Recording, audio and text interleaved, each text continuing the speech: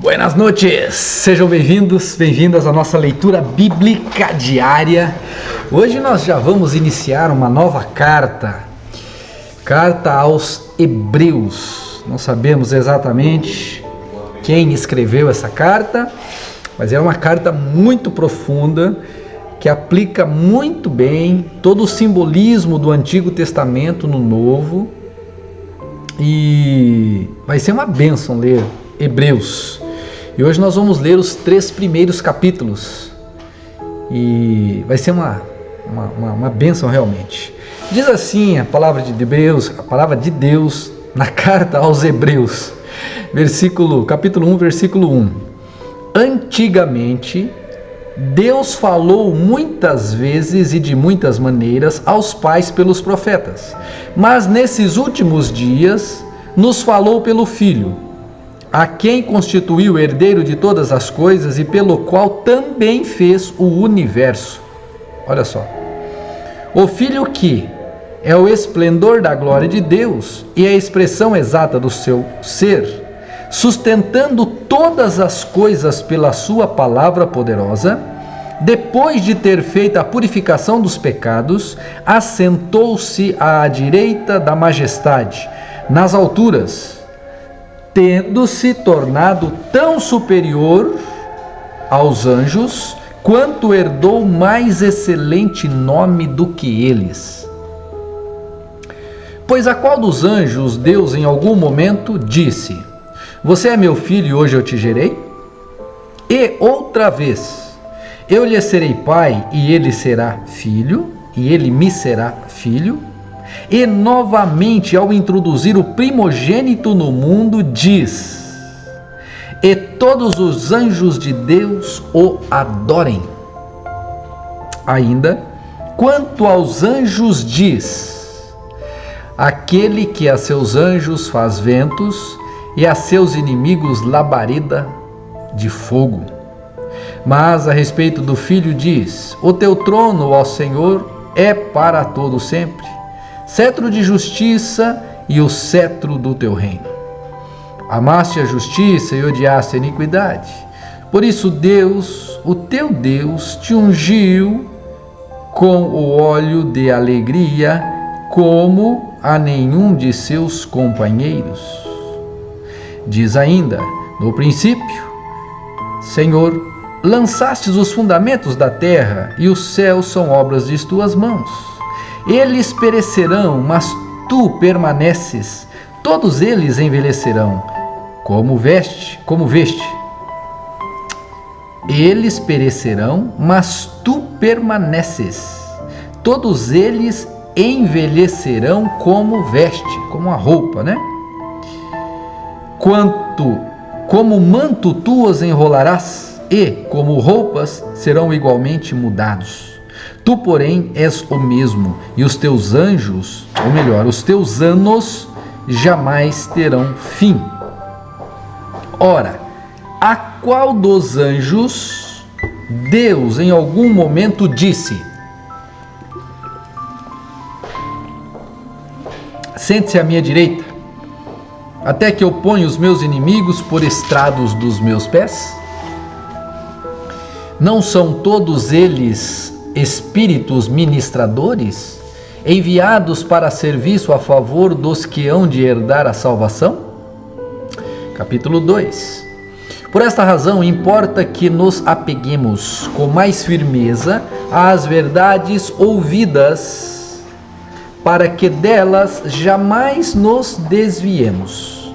Porque se a palavra falada por meio de anjos se tornou firme, e toda transgressão ou desobediência recebeu justo castigo, como escaparemos nós, se não levarmos a sério tão grande salvação? Esta, tendo sido anunciada inicialmente pelo Senhor, depois nos foi confirmada pelos que a ouviram. Também Deus testemunhou juntamente com eles, por meio de sinais, prodígios, vários milagres e a distribuição do Espírito Santo segundo a sua vontade. Pois não foi a anjos que Deus sujeitou o mundo que há de vir, sobre o qual estamos falando. Pelo contrário, alguém em certo lugar deu testemunho dizendo: que é o homem que dele te lembres? Ou o filho do homem que o visites? Fizeste um pouco menor do que os anjos, e de glória o coroaste. Todas as coisas sujeitastes debaixo de seus pés. Ora, ao lhe sujeitar todas as coisas, nada deixou fora do seu domínio. Neste momento, porém, ainda não vemos todas as coisas que a ele foram sujeitas. Vemos, porém, aquele que, por um pouco, foi feito menor do que os anjos, Jesus, que por causa do sofrimento da morte, foi coroado de glória e de honra, para que, pela graça de Deus, provasse a morte por todos.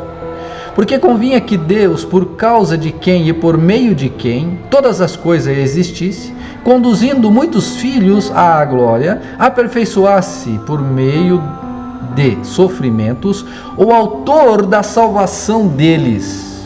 Portanto, pois tanto o que santifica como os que são santificados, todos vêm de um só.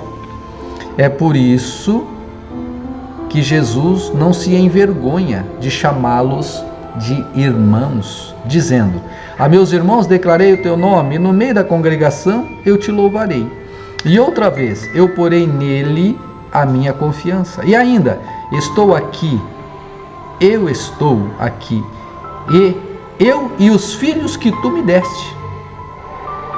Visto, pois, que os filhos têm participação comum de carne e sangue, também Jesus igualmente participou dessas coisas, para que, por sua morte, destruísse aquele que tem o poder da morte, a saber, o diabo, e livrasse todos os que, pelo pavor da morte, estavam sujeitos à escravidão, por toda a vida.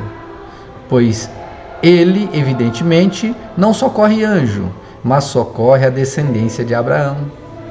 Por isso mesmo era necessário que, em todas as coisas, ele se tornasse semelhante aos irmãos, para ser misericordioso e fiel sumo sacerdote, nas coisas referentes a Deus, e para fazer propiciação pelos pecados do povo. Pois naquilo que ele mesmo sofreu quando foi